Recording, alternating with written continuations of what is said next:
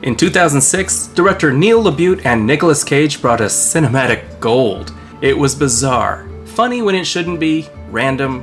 It was kind of a mess. I knew it was a remake, but after watching this, I really never bothered with the original. Until recently. This is the original, cage-free, The Wicker Man. First, we gotta check in on the Teletubbies. Tinky just hasn't been himself since converting to paganism. Edward Woodward, yes, the 80s equalizer himself, is policeman Neil Howie, who's traveling to the remote island Summer Isle. He's here to investigate the disappearance of a little girl, one Rowan Morrison, according to this anonymous letter. He immediately meets with police interference. "You cannot land here without a warrant, copper!" Why didn't he just park closer? I feel like Thor's somewhere around here gaining weight. Bad boy, what am I gonna do? You know her. She's cute. Swipe right, swipe right, swipe right, swipe right, swipe right. Have I mentioned she's 12? Swipe left, swipe left, swipe left, swipe left. It looks like she's more than missing. Her very existence is in doubt. Never heard of Rowan, yet everyone knows her mother, May. That's not May's daughter, though. Either they're just trolling him at this point, or this is the most incompetent swatting ever. Rowan's mother runs a local candy store / post office. I'm not kidding. Those are combined here, right next to the bowling alley gynecologist and the bakery lumberyard. This is actually Mary's daughter, and obviously not the girl in the photo, and certainly not missing. At last, I get to interrogate someone. Uh-oh. Where's your warrant, pig? Doe! The only Rowan she knows is a rabbit. And he's not missing, just really angry. Any other cop would probably dismiss this as a wild goose chase, dead end, and a waste of time, and just go home. But this is an all-expenses-paid investigation, so may as well spend a couple nights. This is Willow, the innkeeper's daughter, played by Britt Eckland. Go easy on him, he's engaged. She's so hot, they sing a raunchy song for her every chance they get. As does the part that lies between Her left toe. and her right toe. She's standing right there. The 70s. Oh god, they're using Dutch angles. Something's very wrong here. Officer, would you like to bust a rhyme? The local cuisine leaves something to be desired. Steak, potatoes, and river rocks? Then on to a relaxing moonlight stroll by the sex orchard. It's not May 1st yet, but outdoor fucking started today. Just regular small town life. You must keep the dead moist, or else the zombies will be all gross. And she's just naked because they didn't have any place to put the flowers. Hey-oh! Whew, the 70s. Go to your room before things get really weird. I have the honor to present to you Ash Buchanan. Come up, Ash Buchanan. Holy shit, that's Christopher Lee delivering some D. A sex delivery service. They're onto something here. I shall call it Boober. Nice of everyone to drown out the squeaking. He sets such a mood that even the snails are getting it on. Hey baby, your shell or mine. Slow and steady, I'm finished. Howie is a strict, devout Christian, right down to the frowning on sex before marriage thing. It's a little odd to call that out now, but it figures into the story later. Can you play some Luther Vandross now? The next morning, the children gather to banish Gozer. And on that bed there was a girl, and on that girl there was a man. Wait, that children's song is about sex, isn't it? Stop, stop, stop, you're getting it all tangled! The investigation takes Howie to the schoolhouse, where the kids also get into this community's penchant for rhythmic pounding. Now, Daisy, will you tell us what it is, please, that the maypole represents? That is correct. It is the image of the which is venerated in religions such as ours. What are you teaching these kids? Could I have a word with you, please, miss? Can that word be phallus? Hey, that's this week's lesson plan.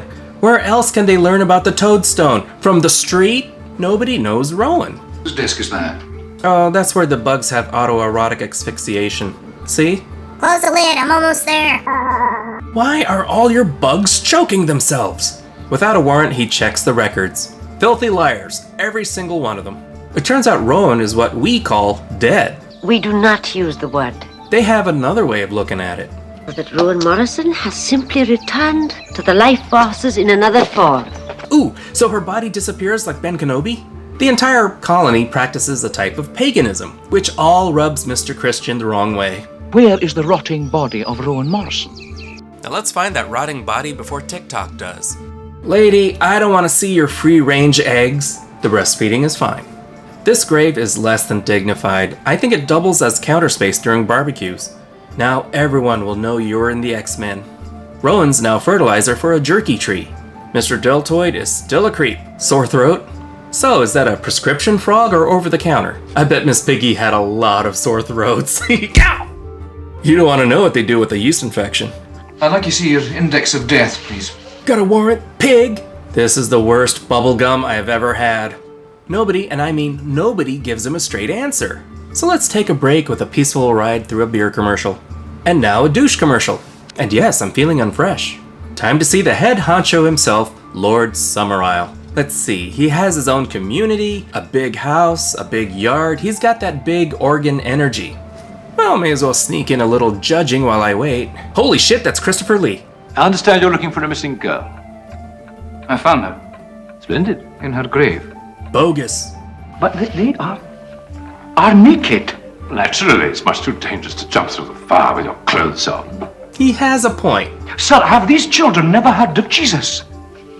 And what of the true God? He's dead. Don't listen to him.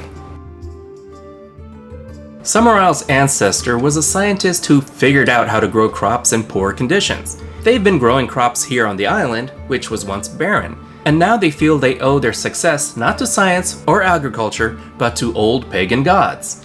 Again, not cool with Howie. After these messages. We'll be right back. They exhume Rowan's body, and they determine her cause of death. She apparently pissed off a wizard. Easy, you're getting hair all over. Miss, I hope you don't think that I can be made a fool of indefinitely. No, just long enough. Damn it, can that man wear the shit out of a kilt or what? He snoops around some more and finds a picture of Rowan with a poor crop, both photographically and harvest-wise. This leads Howie to a startling conclusion. Sacrifice. That night, Willow tries to seduce Howie with the power of song, and the naked thing couldn't hurt. Keep it down, I'm trying to be pure in here. She's not even in the same room, and she's still getting under Howie's foreskin. It's like seeing a live-action version of Bugs Bunny being called by the scent of a pie. I know what I said. Oh, she's good. But you know what would suck? If she was singing about someone else. Wake up, Sergeant Sleuth. Can't. Stuck to the bed. His last day on the island, so he gets in some library reading time about pagan rituals, and interestingly enough, the ones that involve human sacrifice. He puts two and two together. Bad crops, Rowan is missing, everyone says she's dead but not quite. The conclusion is clear. Epstein killed himself. God in heaven, even these people can't be that mad. Can you judge quietly? This is a library. As he tries to leave, the forest creatures bid him farewell. Someone screwed with his plane, so now he's stuck. Don't blame us, we're harmless forest creatures. Howie goes door to door looking for Rowan. He finds just about everything but a missing little girl. Where's your warrant, pig?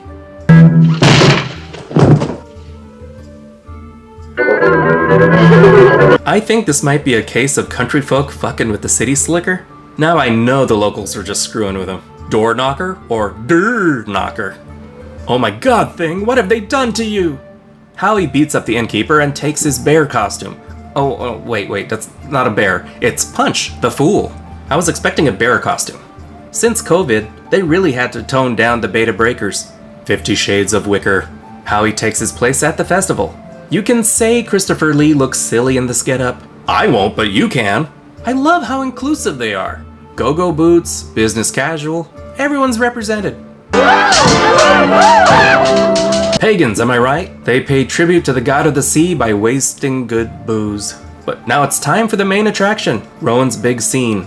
Time for action. They don't call me Punch for nothing. They run for it, and suddenly it sounds like Starsky and Hutch in here. I assumed it would be hard to chase someone in bell-bottoms. I stand corrected. Rowan, you idiot! You said this cave led back to London. This was all an elaborate plot to capture the ultimate prize, Howie himself. He fits a specific set of criteria that makes him perfect for the sacrifice. A man who would come here of his own free will. A man by representing the law. A man who would come here as a virgin. A man who has come here as a fool. That's some Danny Ocean level of planning right there. They prepare him. Does anyone want to have sex with me real quick? Any takers? Anyone? I'll do butt stuff. Sex fails, try religion. And even if you kill me now, it is I who will live again. It's good to be king for a day. The royal penis is clean, your highness. I believe in the life eternal, as promised to us by our Lord Jesus Christ.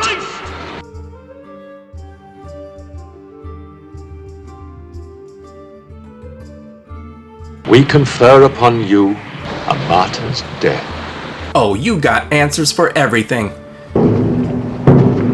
Oh God! The Wicker Man finally makes his appearance an hour and a half in. He's tossed in with a bunch of animals, thankfully above the cows, but unfortunately under the goats. As someone who has owned wicker furniture, there is simply not enough creaking in this scene. I liked Burning Man before it got all corporate. He goes out swinging, whipping out those Bible verses, but they don't mean anything to these folks. My only regret is dying a virgin. Oh, those better be some damn amazing apples next year. A joyous yet horrifying end to a tragic character. His Christian beliefs grant him resurrection, and he comes back as Denzel Washington. That was The Wicker Man. Sergeant Howie is really a tragic character. First a straight as an arrow, confident, strong-willed policeman brimming with authority. I feel like this guy could take down any criminal with a stern lecture. His devout Christian values only reinforce his saintly, steely facade. His values also clash with those on Summerisle. As the movie progresses, he's broken down, worn down, and ultimately bamboozled. The townfolk are in total opposition to Howie. Paganism is just not Christian and is often looked down upon by Howie, sometimes right to their faces. His beliefs are that strong. He knows he's right and everyone else is therefore wrong, and that should be enough to deliver him. Of course it isn't. It's hard to be right when you're outnumbered. Lord Summerisle, the ironic descendant of a scientist turned religious zealot. Christopher Lee is just amazing in this. A few minutes with him and I was ready to go pagan. The music has a very charming, friendly, disarming quality. This is a beautifully shot and edited movie.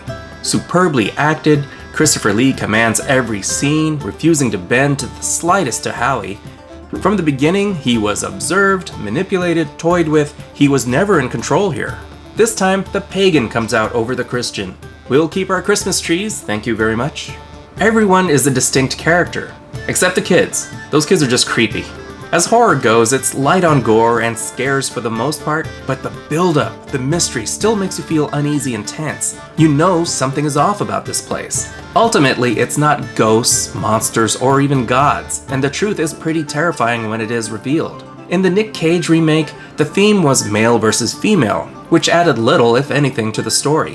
When you pit paganism versus Christianity, you get prize fight level conflict, something people have died over.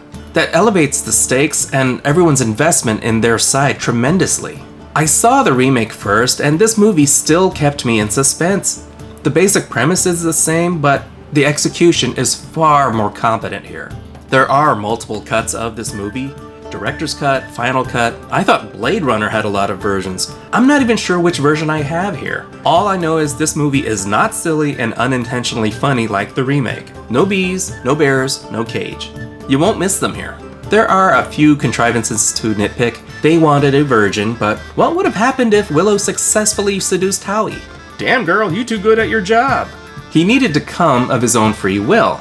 He's there because he's a cop. It's kind of his job, isn't it? What if he didn't come alone? These are all minor nitpicks. The finale pays off with the brutal death of our main character dying as a martyr.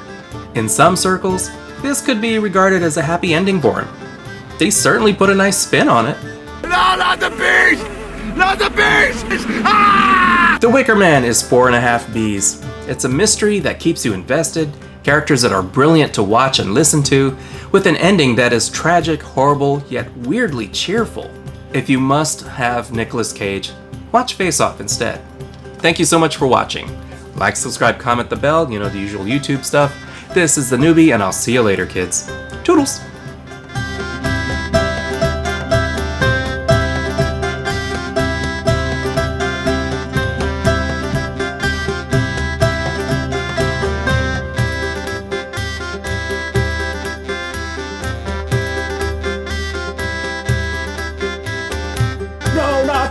bees! Not the bees!